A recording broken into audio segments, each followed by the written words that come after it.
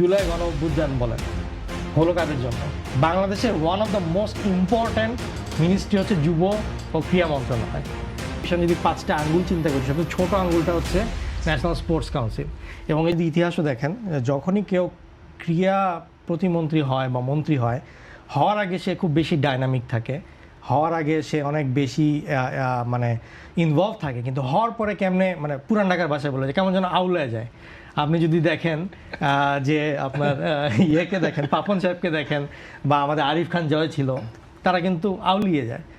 আউলিয়ে যাওয়ার একটা কারণ হচ্ছে এটা আমি একটু এক্সপ্লেন করি আজকে কেন আউলিয়ে যায়। সেটা হচ্ছে সবাই ক্রীড়া প্রতিমন্ত্রী হতে চায়, ঢোকার পরে দেখে এটা আসলে যুব ও ক্রীড়া মন্ত্রণালয়, এখানে যুব ওয়ার্ডটা আছে। এবং এই জিনিসটার এক্সপ্লেনেশনটা বাংলাদেশের মানুষ ততটা বুঝেও না। তার কারণ হচ্ছে যে এই ministry of youth and sports, আমি একটু এক্সপ্লেন করি জিনিসটাকে, এটা আমার আসলে এত বেশি মাথায় নেই, এই জন্য পড়ে বলতে হবে। টোটাল 5টা ডিপার্টমেন্ট আছে, ঠিক আছে? এর মধ্যে ফার্স্ট ডিপার্টমেন্ট হচ্ছে ইউথ, যেটা যুব, সেটারে আরও 3টা সাব ডিপার্টমেন্ট।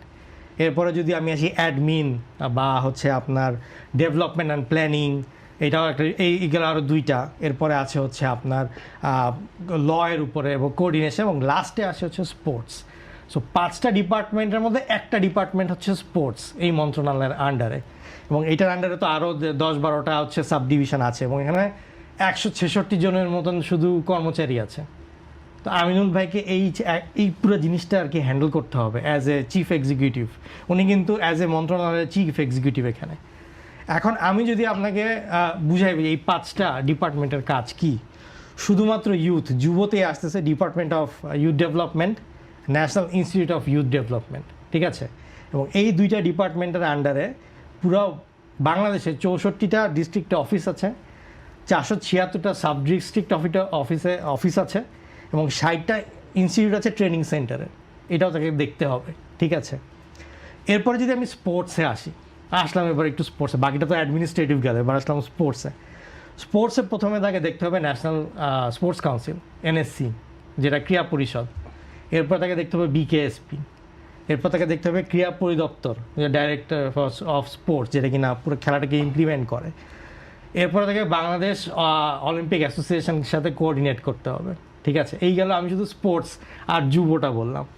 এরপরে যদি আমি আরও আসি সে অ্যাওয়ার্ডের ক্ষেত্রে, বাংলাদেশের ন্যাশনাল ইউথ অ্যাওয়ার্ড, বাংলাদেশের স্পোর্টস অ্যাওয়ার্ড, এই 2টাও পুরো ইমপ্লিমেন্ট করতে হয় যুব ক্রীড়া মন্ত্রণালয়কে।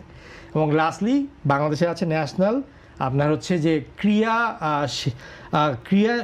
ক্রীড়াবিদ মানে আপনার কল্যাণ ফাউন্ডেশন, মানে যেসব খেলোয়াড়রা আসলে অনেক বেশি দুস্থ, তাদেরকে দেখার জন্য হচ্ছে আপনার একটা ফাউন্ডেশন আছে, তাদেরকে আর্থিকভাবে সহায়তা করে। তো এই সব ডিপার্টমেন্ট কিন্তু আমিনুল ভাইকে নিজে হ্যান্ডেল করতে হবে। তার অবশ্যই সচিব আছে, নির্বাহী পরিচালক আছে, তারা কিনা হেল্প করবে, বিভিন্ন স্টাফ আছে, কিন্তু decision maker at the end of the day কিন্তু এখানে আমিনুল ভাই নিজে হবে, ঠিক আছে? এই জিনিসটা কিন্তু অনেক মানে ভাস্ট একটা জিনিস। ফেডারেশন, এবং আমি এখনো শেষও করি নাই, আমি অর্ধেক আসছি আতিফ ভাই। এরপর আমি আসি, এটা তো গেল হচ্ছে শুধু তার নিজের মিনিস্ট্রি। এরপরে তাকে মিনিস্ট্রি অফ প্ল্যানিং থেকে যদি কোনো ইউথ অ্যান্ড স্পোর্টসের প্রজেক্ট আছে সেটা থেকে কোঅর্ডিনেট করতে হবে। ফাইন্যান্স মিনিস্ট্রির আন্ডারে ইকোনমিক রিলেশনস ডিভিশন আছে, ইআরডি, আর আছে implementation monitoring and evaluation department, IMED. এই 2টারও যদি কোনো প্রজেক্ট থাকে সেটাকে তো তার কোঅর্ডিনেট করতেই হবে। এছাড়া মিনিস্ট্রি অফ ফাইন্যান্সের সাথে বাৎসরিক বাজেট বানাইতে হবে। এরপরে কোনো ন্যাশনাল আর ইন্টারন্যাশনাল যদি পার্টনার থেকে সরকারের, যারা কিনা ইউথ অ্যান্ড স্পোর্টসে কোনো কাজ করতে চায়, তাদের সাথেও কোঅর্ডিনেশন করতে হবে। এরপরে ফরেন অ্যাফেয়ার্সের সাথে কোঅর্ডিনেশন করতে হবে, যে কোনো ইন্টারন্যাশনাল দেশের কমিউনিকেশনের জন্য, সব স্পোর্টস অ্যান্ড এভরিথিং মিলায় কিন্তু।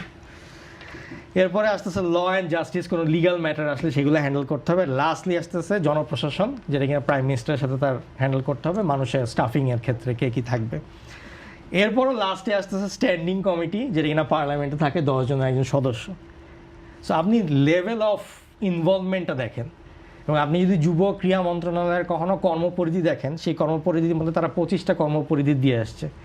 এর মধ্যে 7টা হচ্ছে শুধু যুব, 7টা হচ্ছে অ্যাডমিনিস্ট্রেটিভ, অনলি 10টা হচ্ছে এনএসসি, মানে স্পোর্টসের জন্য। সো আমি যদি আপনার এখানে যুব ক্রীড়া মন্ত্রণালয়ের 5টা ডিভিশন যদি 5টা আঙ্গুল চিন্তা করি, সবচেয়ে ছোট আঙ্গুলটা হচ্ছে ন্যাশনাল স্পোর্টস কাউন্সিল, এবং এই ছোট আঙ্গুলের মধ্যেও আছে 54টা ফেডারেশন, সরি 54 না 52 মধ্যে এক বিসিবি নিয়ে মানুষজন এত হাউকাউ করে, বিএফএফ নিয়ে মানুষজন এত হাউকাউ করে, বাকি 50টা তো বাদ দিয়ে দিলাম। This is Y youth and sports ministry is not an easy ministry to handle, ঠিক আছে? এবং আপনি দেখেন এই জুলাই গণ অভ্যুত্থান বলেন হলো কাদের জন্য? ইউথদের জন্য। ইউথরা চাকরি পায় না, ইউথরা এমপ্লয়মেন্ট পায় না, ইউথরা প্রপারলি মেধার বিকাশ হয় না, এগুলোই তো যেগুলো আগের সরকার ঠিক মতন করেনি। যদি করতো, তাদের যদি কর্মসংস্থান থাকতো, কেউ কি রাস্তায় আন্দোলন করতো? করতো না। বাংলাদেশের one of the most important ministry হচ্ছে যুব ও ক্রীড়া মন্ত্রণালয়।